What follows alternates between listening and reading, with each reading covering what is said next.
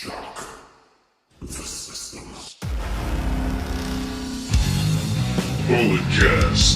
for life. Ladies and gentlemen, you know the name, you know the voice, you know exactly why I'm here. I'm not going to go through the whole spiel. I'll save it for Thursday. I'm the microphone messiah. On the line is BT, the Canadian Destroyer. And hell, that move may be on his list, because today we are doing our top 10 favorite finishers of all the times. Brandon, are you excited, man? So excited, just can't hide it. It was honestly, this might be the hardest list to think of because, there's a lot of people I like, there's a lot of moves I like, but it's kind of hard to, do you put it with the finisher? Do you say, oh, I really like this person's finisher? Or is it more like, I just like how the person executes the finisher? So I kind of went with like a certain person's finisher instead of like just an all-encompassing move. Absolutely, man. Absolutely.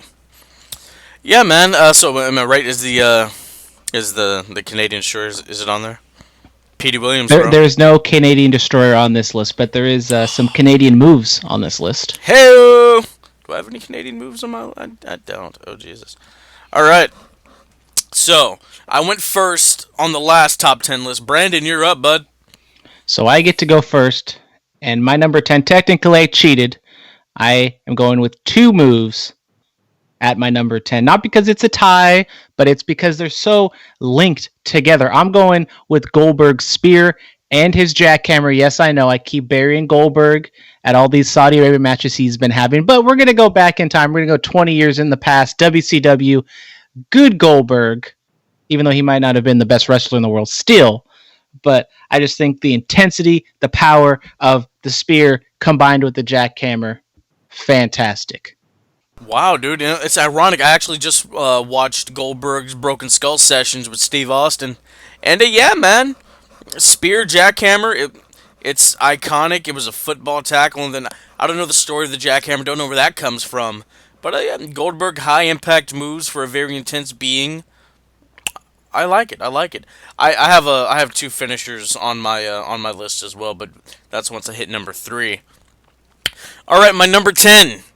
DDT. Whose DDT do you think it is, though? John Moxley's. No, because I have on the sweater. I see what you did there. No, man, it's not the paradigm shift. I'm going old school. Jake Roberts, DDT.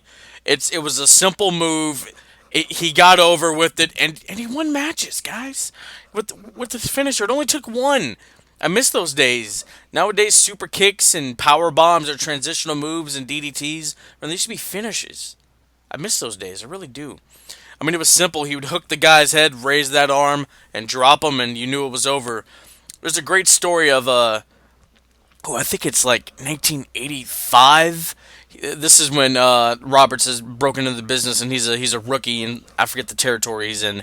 But he's wrestling Flair for the NWA World Title. He drops Flair with the DDT before the match even starts. And for 10 minutes before the bell even rings, Flair's just selling the DDT, walking all over the place. And then they actually have the match, and it's about 12 minutes, and he's still selling the DDT. But eventually, of course, Flair escapes with the 10 pounds of gold. It's just fantastic how detrimental that move was to his opponents back in the day. Well, just call me a stupid millennial because I don't have the DDT anywhere on my list. I know, the blasphemy. I understand how iconic the move might be. It is used in pretty much every single wrestling match we see today, for better, for worse. It is kind of a transitional move now.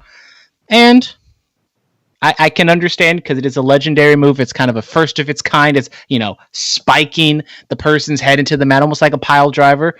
Actually, I don't even have a pile driver on my list as well, which I maybe should have changed that up as well, which means there's no tombstone. I know.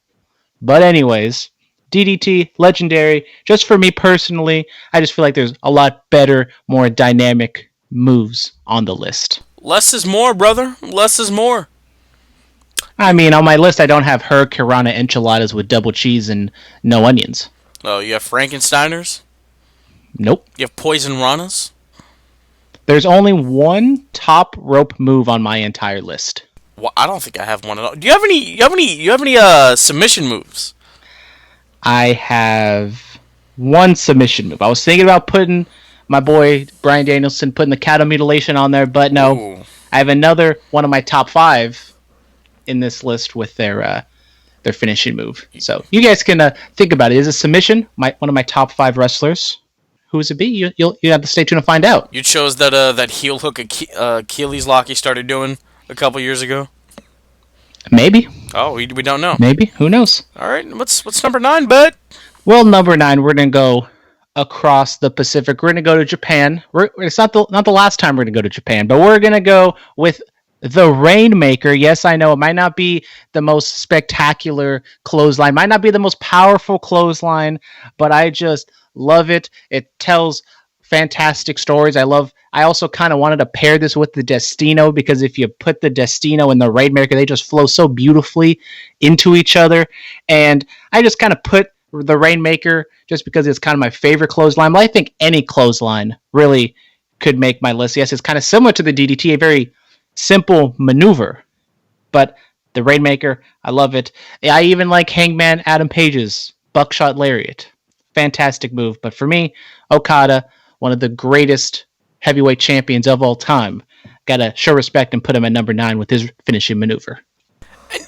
Dude, the Rainmaker, I'm not gonna lie, I like it. I like it. Like the ones he used to hit on AJ, and AJ does the supercell. Oh, I love it. You got some liquid charisma in that cup, brother? It's lemonade ginger ale. I've never had it before. It's actually not that bad. Yes, I just enjoyed some orange juice that my grandmother made from scratch. Oh, Jesus. Wonderful. But yeah, I'm a fan of the clothesline. Why not Stan Hansen, bud? You know, he couldn't see up close, so we just threw that thing.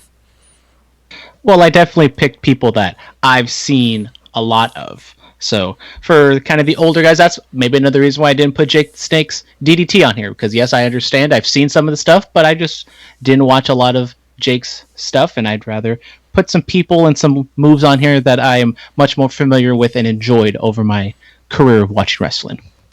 Okay, I dig it. Alright, my number 9, it's a high-flying move, but it's not a top rope move. It's a springboard move. The top springboard. I'm going with AJ Styles' phenomenal forearm. I loved it as a kid. It was awesome. That legit looked like a Superman punch because of the way he was flying in the air. It was just cool to me, man. I really, really enjoyed it. I loved it. And yeah, that's where it ranks on my top 10 finishers. I have it at number 9. It's so pretty. It's just pretty. Yeah, kind of an evolution of AJ implementing that move later on in his career. It wasn't really something he'd do it a little bit in Japan, but it wasn't really his finishing move. And then when he goes to WWE, maybe they thought that the Styles Clash might have been a little bit too dangerous, and the flying forearms a little easier for AJ to do. So he's kind of implemented that more in his repertoire. I understand it. I think I don't know if you have the Styles Clash up on this list, but if it was me, I'd put Styles Clash over the flying forearm. I don't know, man. Yeah, and that's the reason why they made it a finish, because they thought it was dangerous. But shout out to Jericho, got the Styles Clash unbanned after they banned it because of what happened to Yoshitatsu in Japan. But he tucked his chin when that's the one move you're not supposed to do in wrestling, is tuck your chin on that one. But yeah, man, like I said, it's just pretty, and I like it. I like pretty moves. Maybe Evan Bourne's shooting star press is on this list. We don't know. Maybe it's on my list. Exactly. Maybe Shane McMahon's shooting star is on your list. We don't know, dude. Maybe it is. Maybe it's not. Who knows? Absolutely, man. So what else you got? Well, then we're going to go to number 8, and this is my one submission move. I teased it earlier on in the podcast, and we're going to go with the Black Widow submission. Yep, I'm going to go with my girl AJ. We're going the Black Widow submission. I just thought it was a very beautiful move. You know, you kind of do the Hurricanrana enchilada, you flip around, and then you grab her by her arms and you twist them, and then it was just a beautiful move, as you would say, Philip. So that's why I put this on my list. The octopus stretch. Whatever. It's been known in other circles. You know, it's the Black Widow submission, just like it's the Sparkle Splash. Damn it. Yeah, no, I agree with you 100%. Sparkle Splash all day. I mean, dude, look, you can go with AJ Lee. I'll go with her husband. My number 8, CM Punk, the GTS. You know, we know Kenta Hideo Itami. We know he invented it. But, you know, it was badass when my boy Punk was doing it on that terrible incarnation of WWE ECW. And, you know, hell, it won him multiple world championships. He beat John Cena clean in the middle of the ring with this thing. Love it. Love it to death. as you guys know, I love me some CM Punk. We will be seeing the GTS later on the list, so I don't want to go too much into it. And then, my turn. Number 7. Don't know if I'm going to give Phillip. This might be the first of many heart attacks Phillip might get on this podcast. But number 7, I'm going to go with the RKO. I know, it's not number 1. It's not even in the top 5. I'm just glad it's on the list. I know, the RKO is on the list. It's a very memeable finishing maneuver. Everyone knows the RKO. Everyone knows and loves it. You can kind of hit it from anywhere. You can get it all different angles and stuff. So I enjoy it. As much as I don't like Randy Orton that much, even though I've been praising him on the last few months of the podcast, I understand that this is a very simple move. I mean, you could say that he copied it from John Laurinaitis and DDP, but I would say that the RKO is the best incarnation of the cutter. Okay, so besides WrestleMania 31, what's your favorite RKO? If I can unmute my microphone, that'd be very nice. I think I've got to go with Evan Bourne's shooting star press into the RKO. Help if you unmuted your microphone. See, there we go. That was fun, dude. It really was. I remember that. I think my favorite though overall, it's Royal Rumble 2008. Jeff Hardy does it. He's going for a twist of fate. They spin around. He hits the RKO out of nowhere. Love it. Love it. Gotta love it, man. But it's cool, dude. It's cool. You chose the RKO. I'm going with one of 2 submissions on my list. Now, it's from Pegasus Kid. The Crippler Crossface. I was a fan of this as a child. He got that arm and he put it in between his legs and he wrenched on him and then tapped out. It would later become a variation of it would become the yes and no lock or label lock by Daniel Bryan. Yeah, I think you meant to call it the label lock because I don't know what the Crippler Crossface is. Yes, absolutely. Absolutely. It's been erased from my memory. Maybe I have seen it once or twice, but I can't really recall. Can we just say move. Crossface? I think just maybe a crossface in general is a nice word, a nice way to describe it. Maybe the Crippler might not have been the best way to describe that move because the person who used it. I'm just going to throw it out there. Yes. But I mean, the crossface, it's a simple move. You can do it to anybody, and it looks like it hurts like all hell. Which, if you've been in it and it's been applied right, it really does. I very much enjoy the crossface. It is a simple maneuver, and it really hurts. I've put it in my brother multiple times, and I've gotten shoot tap-outs with it. So it actually is a real submission that you can put on somebody if you get into a fight, ladies and gentlemen. And you use it in a bar fight, gents. Right. Or maybe you just put on like the Boston Crab. That's kind of a simple one, too. Yeah, absolutely. Even though I don't know if it hurts that much. But anyways, we're going to go on to number 6. So hopefully Phillip just recovered from his first heart attack of me putting the RKO in number 7. So then number 6, not in the top 5. I'm going with Sweet Chin Music. Oh, God! I know. Oh! Not putting it even in the top 5. Oh, God! I could have trolled even more and just put Super Kick on this list, but no, I gave Shawn Michaels a little bit of credit by giving it to Sweet Chin Music. Hopefully, somebody could call the ambulance for Phillip. I think he'll be fine. But Sweet Chin Music, I got to put that on the list, and I love the build up. Maybe Shawn Michaels didn't throw the most beautifulest Super Kick in the world. Sometimes it didn't connect all that well. But it is an iconic move. It's a simple move that you can hit on anyone. I think with the smaller wrestlers, it's definitely a great way to have a move that you can hit on anybody. That's why Daniel Bryan's knee, just a very simple maneuver for an undersized wrestler to hit on everybody. And Shawn Michaels is the king of the super kicks, as much as the Young Bucks might want to tell you different. Oh, God. I'm not going to go in depth on the super kick because we know. If you know me, you know where it ranks. Number 6. Woo! Nature Boy, the figure 4 leg lock. It's simple, guys. It's probably the most famous submission in the history of the business.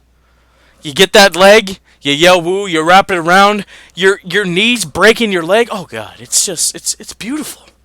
It's been used by Cody Rhodes. It's been used by Shawn. It's been used by Hunter. It's been used by The Miz. Just amazing. Charlotte adopted it. involved a bridge, and it becomes the figure eight. There's evolutions to this move, goddammit. And I love it. Love it to death. Figure four, nowhere on the list, so maybe Phillip has another heart attack.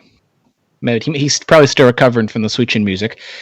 I enjoy the figure four. I know back in the day it was much more of a finishing move, but I think when I was a kid and I saw Ric Flair and I saw him do the figure four, it was just kind of a spot that he did. He didn't get like a lot of finishes with it, so that's why I look at the figure four as it's kind of a fun move. It's an iconic move, but I just don't really see it as a finisher. You ever lock that thing in on somebody?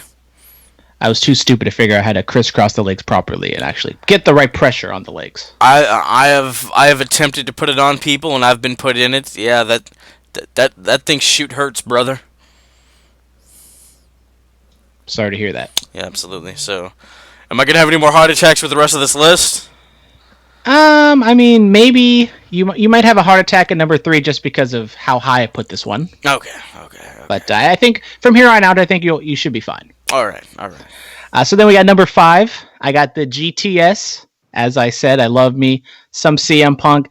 The GTS, as you said, maybe not his move, but I think overall, I love it. An iconic move. And also, I got a little link to it because I was able to see the first ever GTS hit since CM Punk left. So the first one that Kenta or Hideo Itami, whatever his WWE name was, he hit it in San Jose, WrestleMania weekend at NXT. The crowd went absolutely berserk. And I think Kenta has used the GTS very well on his New Japan run. I think it's a very simple move. You put him up on your shoulders, you hit him knee to face, as Shinsuke likes to say. Very easy move, enjoyable move. So top five, as Drake would say. Absolutely. Okay. My number 5. You put your foot in the back of their head. I'm going the stomp, as it's now known, by the Monday Night Messiah. Yes, the Microphone Messiah picks the stomp done by the Monday Night Messiah. I love it, man. When he started doing it with the Shield, I'm like, ooh, what is that? And you look at the earlier stuff with the in Ring of Honor in the early days of NXT when it was called the Blackout, and of course it became the Curb Stomp, and it was defunct for a few years because Vince said, I could see Shane doing that to Stephanie as a kid, and so he had to go with the pedigree and that weird knee and all that other stuff. But it's back now, and it just suits him, man. It just suits him so well. Like, for the dastardly heel that he is, like, how do you finish your opponent? You stomp their head in. It just makes sense for his character. Yeah, a simple move. You just take your foot and you stomp the person's head into the mat. And as I said, with the switch-in music, it's a very simple, effective finisher that an undersized wrestler can use, such as Seth Rollins. He can hit anybody. Anybody in the world can just be on their knees and have their head close to the mat, and you just stomp it. And one of the most iconic moments I've ever seen live, the curb stomp to win the title at WrestleMania 31. So I'm not going to complain. It's not on my list whatsoever, but I do think it is one of the better finishers in WWE today. Yes, and I'm kind of ashamed to admit this, but I will. 19-year-old Phillip threw a curb stomp or two. You know what? It's okay. Now my number 4, I'll be honest, I've never done this move in my life because I'm too fat and unathletic, because I'm going to go with my only top rope finisher.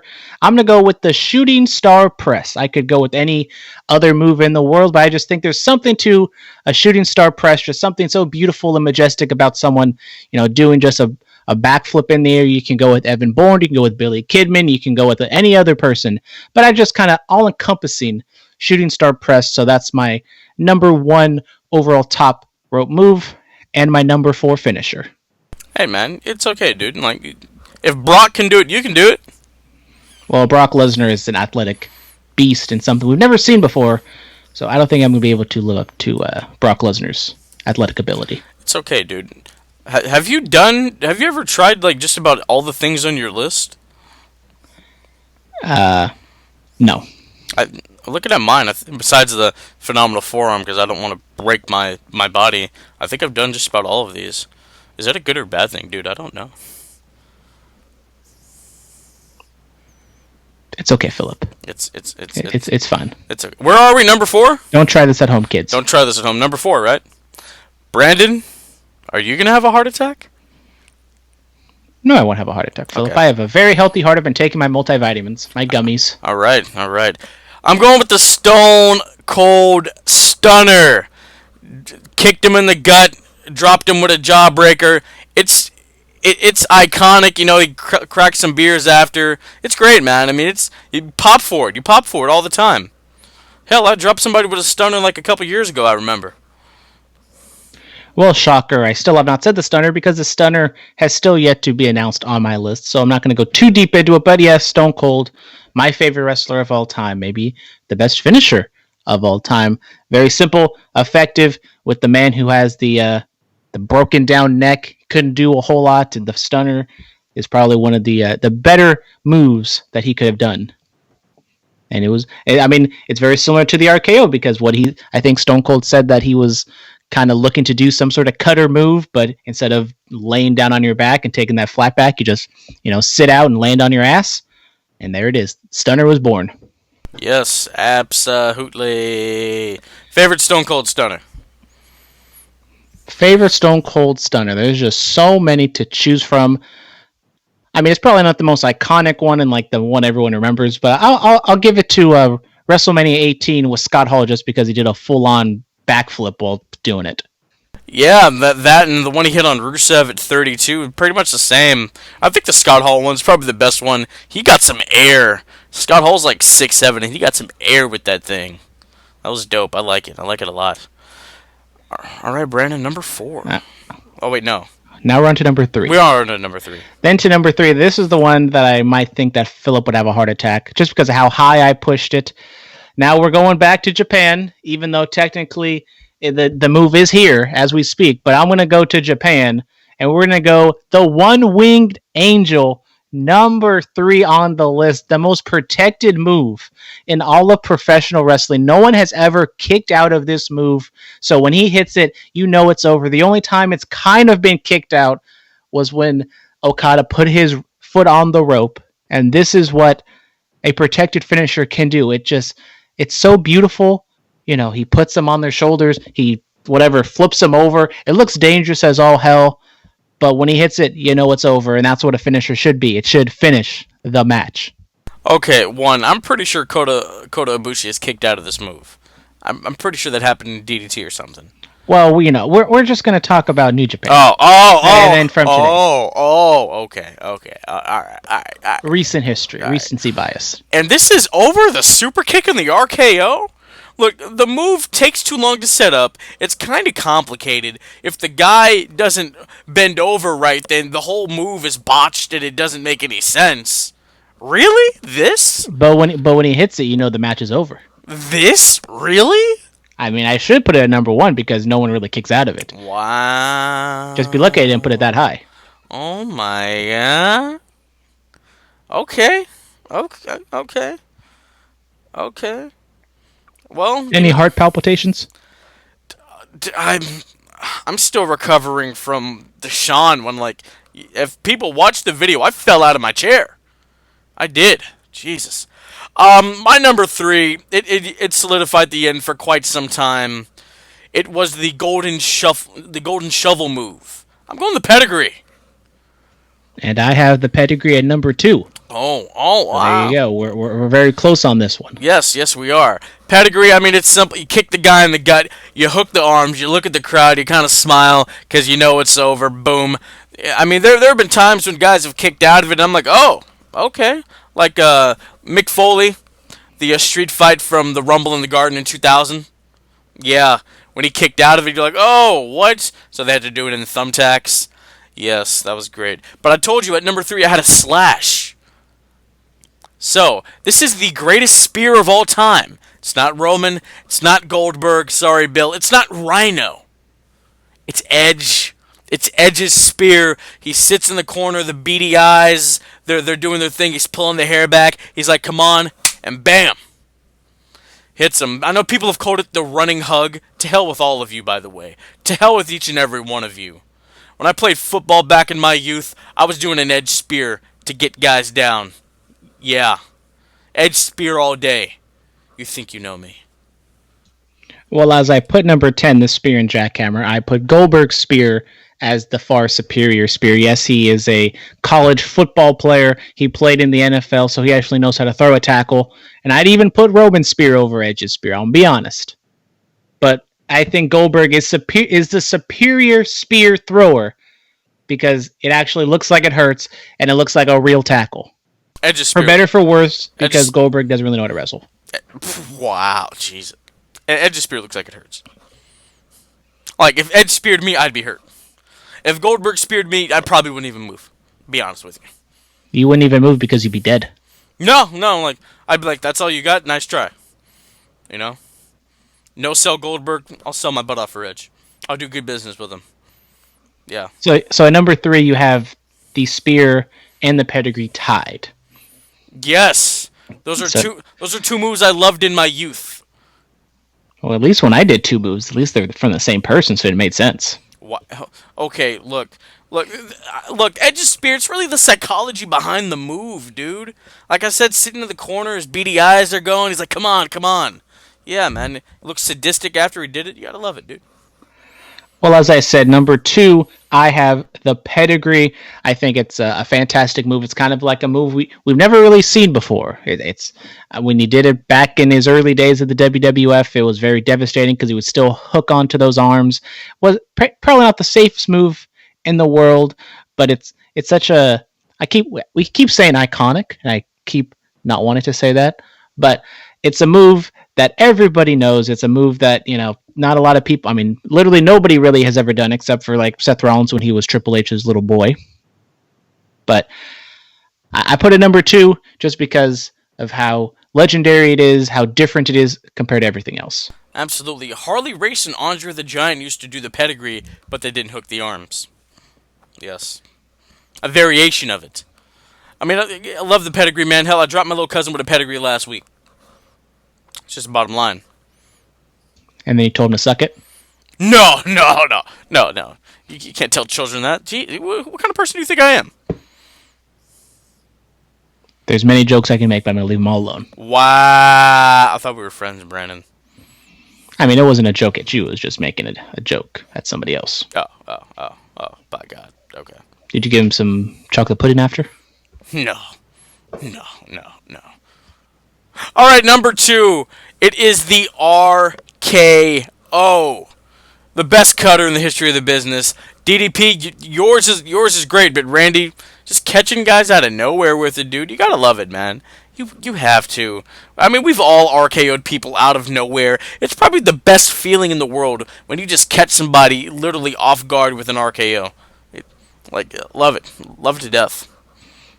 Should have continued the troll job instead of putting the RKO. Should have put the Diamond Cutter, because we all know the Diamond Cutter is just fantastic. One of the most over moves in all of pro wrestling. He did it before RKO, so Randy's just copying DDP. Randy jumps with it though. You gotta. There's an extra oomph of athleticism there. I mean, I do gotta agree. The RKO actually looks like an athletic move. The Diamond Cutter and the Cutter from Johnny Ace was just, you take the person's head and you just fall down with them. It doesn't look very devastating. At least the RKO looks pretty, even though it might not look that devastating. Oh, you mean the Johnny Ace and the Ace Crusher? Oh yeah, people power. People power! Oh, God. All right, number 1, let me guess. Let me guess you're number 1. Shocker. I know, right? Oh, God. We need to do a top 10 list where people won't know what we put on here at all. So, Brandon, you're number 1. Does it involve cracking open beers after? I mean, if that's what you want to partake in afterwards, you don't have to. Oh, it's really? Highly recommended, though. So, your number 1 is the skull-crushing finale. Maybe. Oh. Maybe. Oh. It's the Starship Pain. Oh, that is by far the worst top row move of all time. That thing, if you want to talk about moves that don't look like they hurt, that thing is terrible. We should do worst finishers of all time. Top 10 Oh, yeah. I like that. The Starship Pain, it almost looks like he's going to break his neck every single time. And if he's not breaking his neck, he barely lands on the person at all. And yet they're supposed to just sit there for 5 seconds dead and then take the pin. Your number 1 is the Big Show KO punch. At least it might be an illegal move, but at least it looks like it hurts. Yeah, I mean, look at the size of his fist. I bet it hurts. So really, I mean, what's your number 1? Well, at number 1, we all know what it's going to be because it's the real number 1. It's the best finisher of all time. It's the Stone Cold Stunner. It is the most over move in all of professional wrestling. He can hit on anybody. Men, unfortunately, he hit it on women. I don't know if he hit it on children, but he probably did. He's hit it on Santa Claus. He's hit it on who else knows who's he hit a stunner on. But yes, the Stone Cold Stunner, number one. I mean, how many times are there just legendary moves and moments in WWE history where a stunner was hit? I think if I think we all know maybe we're going to see a super kick at number 1 for Phillip. How many times is there if WWE is, going back in time and like, oh my god, the greatest moments ever, how many times are going to have a super kick involved? Probably not a lot, if any. Maybe the Ric Flair one, and if Phillip would unmute his microphone, we actually hear him yell at me. But I'm not yelling at you. Look, the Ric Flair, it ended Ric Flair's career. Yes, number 1 super kick, HBK. Look, he's kicking guys in the face. How is that not number 1? How? Ric Flair, career's over in WWE. TNA never happened. Shelton and Benjamin when he's coming off the top rope. You're like, yo, what? That just collided with his face. He's done that to Rey Mysterio. He's super kicked Triple H out of the Royal Rumble with it. Survivor Series 2009 Triple Threat.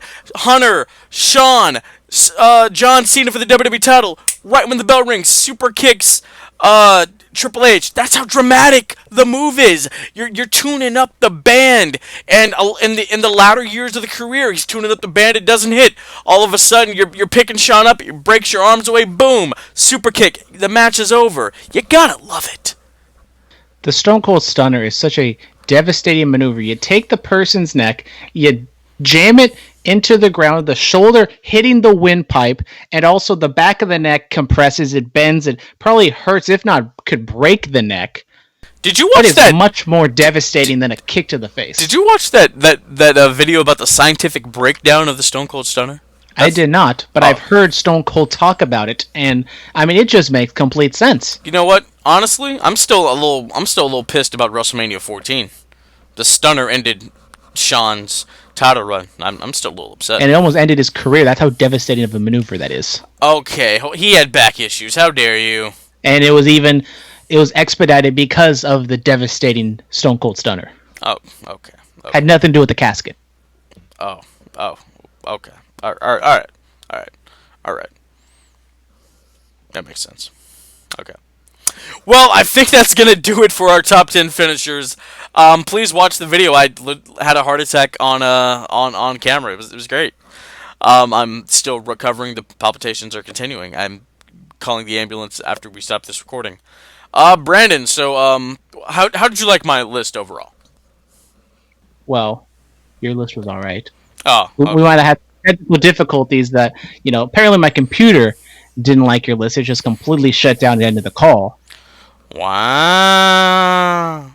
I think we agreed on a lot of the list. I mean, obviously, maybe the placement we might not have agreed on, but I think just overall the moves themselves, we agreed on a lot of moves inside our own list. We got the GTS, we got the Stunner, we got the Super Kick, we got the RKO, the Pedigree.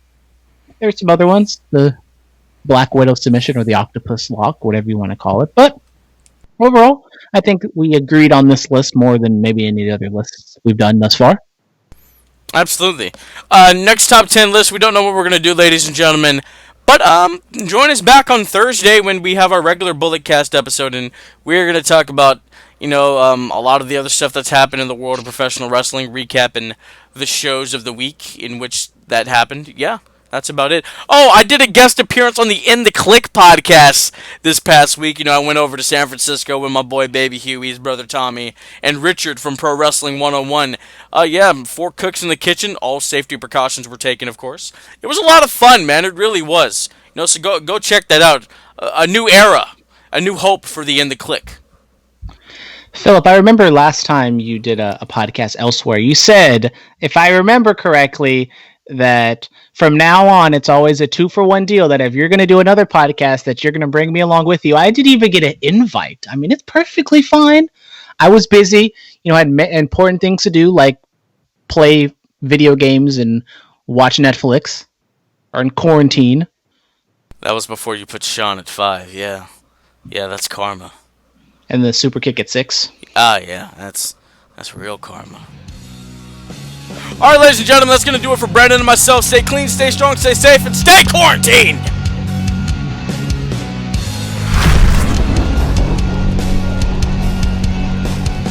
This has been the Bulletcast. Thank you for listening.